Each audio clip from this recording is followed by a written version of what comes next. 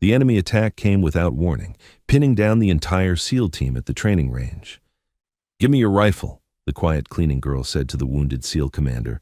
"You can't be serious," he replied. "Trust me," she said, and what happened next stunned everyone. Meet Victoria. Ghost Chen, 26 years old, dark hair always pulled back in a simple ponytail, brown eyes that seemed to notice everything while revealing nothing. For 2 years, she had worked as a range maintenance specialist at Naval Amphibious Base Coronado, the home of SEAL team training. Every morning at 0500 hours, she arrived to clean the shooting ranges, replace targets, and maintain the equipment that America's elite warriors use to hone their deadly skills.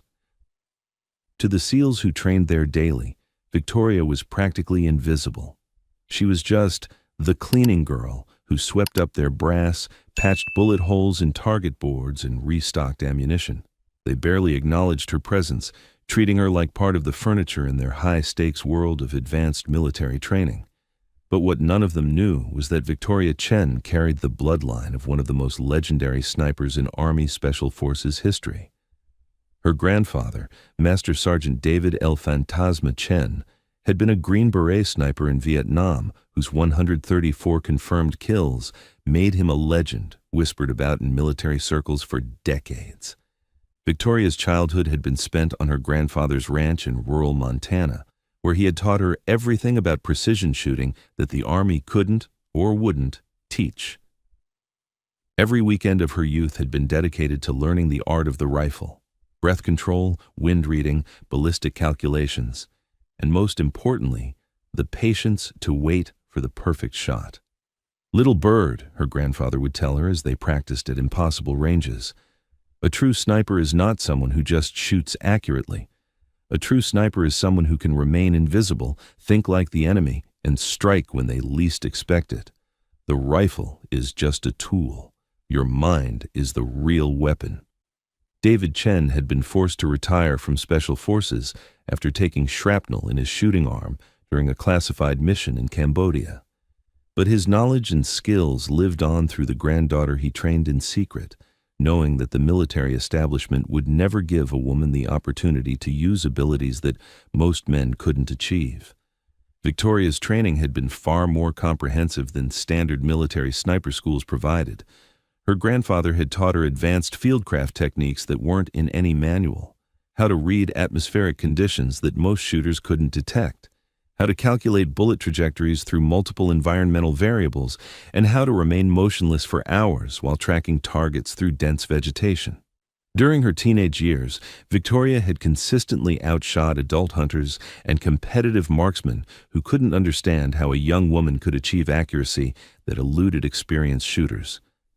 Her grandfather had entered her in civilian marksmanship competitions, where she competed under an assumed name, winning championships that would have attracted military attention if anyone had known her real identity.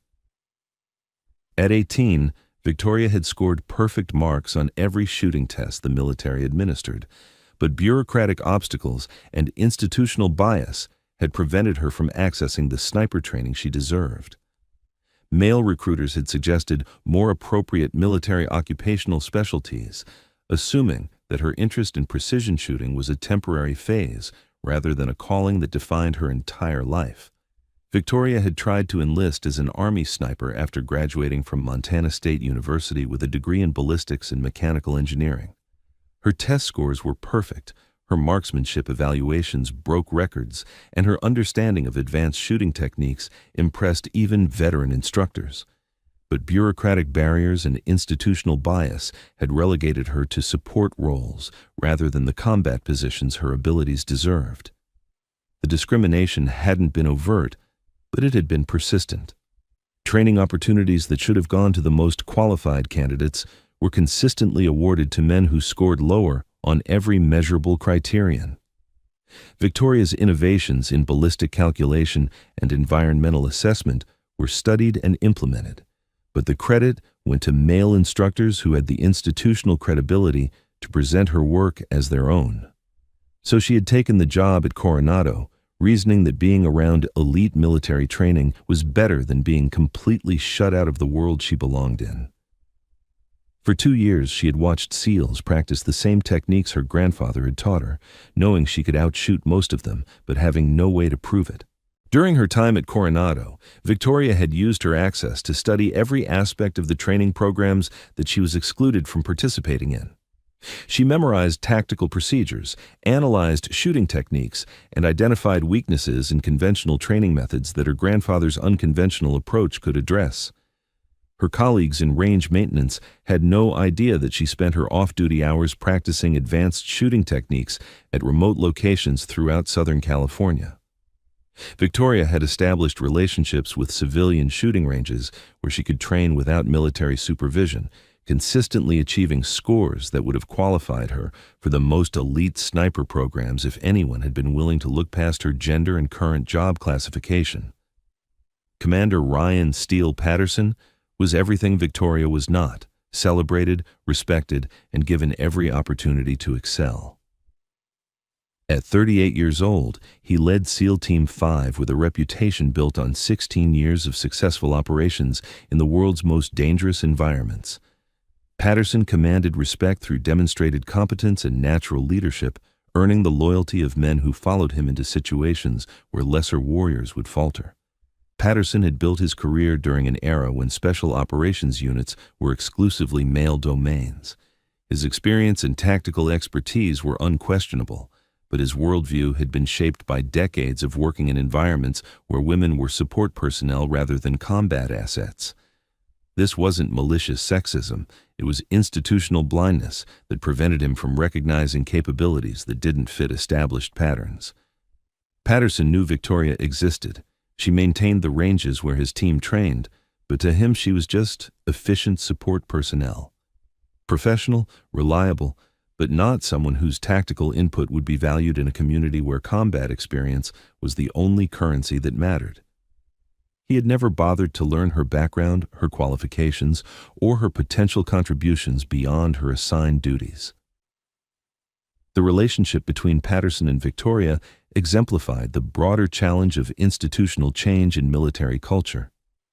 He respected competence and dedication, but his definition of both was limited by experiences that hadn't included working with women in combat roles. Victoria represented capabilities that he couldn't recognize because he had never been trained to look for them. The training exercise that changed everything had been designed as advanced urban warfare preparation. Patterson's team was conducting close-quarters battle drills and precision shooting exercises when the peaceful morning at Coronado was shattered by an attack that no one had anticipated. The exercise had been planned as part of pre-deployment training for an upcoming mission in the Middle East. Patterson's team was scheduled to deploy within 6 weeks, and this training cycle was designed to ensure they were prepared for the complex urban environments where they would be operating. The irony that they were attacked during training for overseas operations was lost on no one who survived the engagement. At 0847 hours, mortar rounds began falling on the base with devastating accuracy. The first explosions struck the main administration building, sending smoke and debris across the training areas. Within seconds, small arms fire erupted from multiple directions as enemy infiltrators engaged security forces throughout the facility. "Contact! Contact!" Patterson's radio crackled with reports from across the base. "Multiple hostiles have penetrated the perimeter. All training exercises are suspended. This is not a drill." The attack had been planned with military precision, suggesting that enemy forces had conducted extensive reconnaissance of the base layout and training schedules. The timing coincided with a shift change in security personnel, and the attackers had positioned themselves to exploit blind spots in the base's defensive coverage. Victoria had been replacing targets at the 800-meter range when the attack began. The first mortar explosion knocked her to the ground, showering her with dirt and concrete fragments. As she struggled to her feet, she could see muzzle flashes from enemy positions that had been established on the hills overlooking the base. Her first instinct wasn't to seek shelter like other civilian personnel. Instead, Victoria's training kicked in as she automatically began conducting tactical assessment of the enemy positions, identifying firing angles, estimating distances, and calculating the resources that would be needed to neutralize the threats she could observe. Patterson's team was trapped in the open, caught between the range facilities and enemy positions that commanded high ground on three sides. The SEALs were using whatever cover they could find: concrete barriers, equipment sheds, abandoned vehicles. But they were pinned down by coordinated fire from enemies who had clearly planned this attack in detail. "Steele, this is base command." Patterson's radio squawked with urgent instructions. "Enemy forces have breached perimeter security in multiple locations. Estimate 12 to 15 hostiles with crew-served weapons and sniper support. QRF is en route, but ETA is 15 minutes. 15 minutes might as well have been 15 hours. Patterson could see his team's tactical situation deteriorating by the minute. They were taking accurate fire from enemy snipers who had positioned themselves with perfect fields of fire across the training ranges. 2 of his men were already wounded, and their ammunition was being depleted by the defensive fire they were forced to maintain. Petty Officer Williams, Patterson's designated marksman, had taken a bullet through his shoulder and was losing blood rapidly.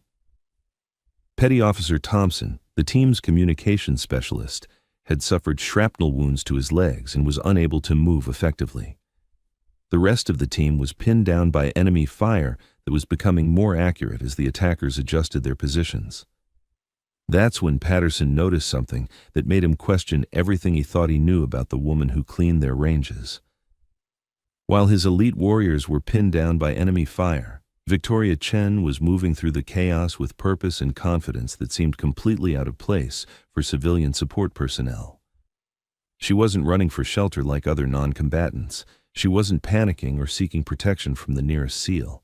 Instead, she was low-crawling toward the range equipment storage area with tactical awareness that reminded Patterson of his most experienced operators. "What the hell is she doing?" muttered Petty Officer Williams, Patterson's wounded sniper who was bleeding heavily behind a concrete barrier.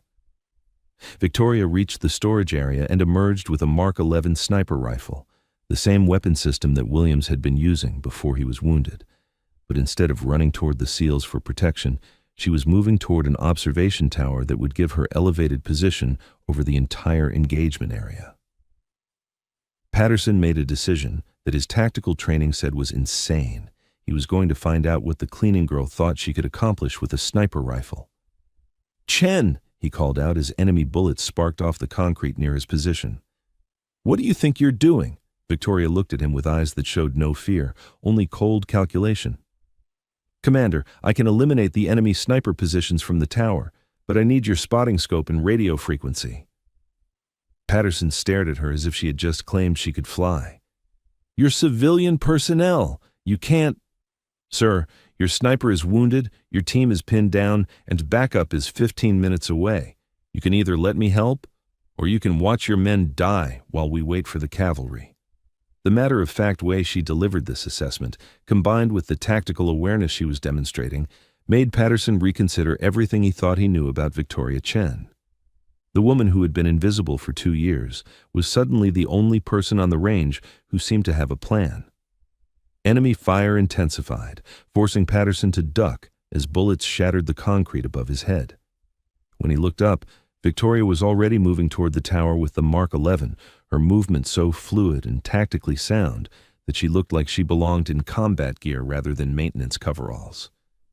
"Williams," Patterson called to his wounded sniper, "give her your spotting scope and radio headset. Sir, she's not qualified. Williams, I don't care if she's qualified. I care if she can shoot. Look around. We're about to be overrun by hostiles who know exactly where we are. If she thinks she can help, I'm willing to let her try." Patterson made the hardest decision of his command career. He was going to trust the range cleaning girl with the lives of his entire team. Victoria accepted the spotting scope and radio equipment with hands that weren't shaking. As she prepared to climb the observation tower, Patterson grabbed her arm and looked directly into her eyes. "Chen, if you can't do this, tell me now. I won't send you up there to get killed trying to be something you're not." Victoria's response came in a voice so calm and confident that it sent chills down Patterson's spine. "Commander, trust me. This is what I was born to do. What happened over the next 20 minutes redefined everything Patterson thought he knew about training, qualifications, and the difference between credentials and capability. Victoria climbed the observation tower under enemy fire, moving with tactical awareness that kept her invisible to the snipers who were systematically targeting his team. Once she reached the elevated position, her transformation from maintenance worker to precision shooter was so complete that Patterson began to understand he was witnessing something extraordinary. Through his binoculars, Patterson could see Victoria setting up the Mark 11 with the kind of methodical precision that took years to develop.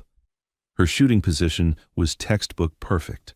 Her scope adjustments were made with the confidence of someone who understood ballistics at a level that most snipers never achieved. "Overwatch, this is ground," Patterson called on the radio frequency Victoria was monitoring.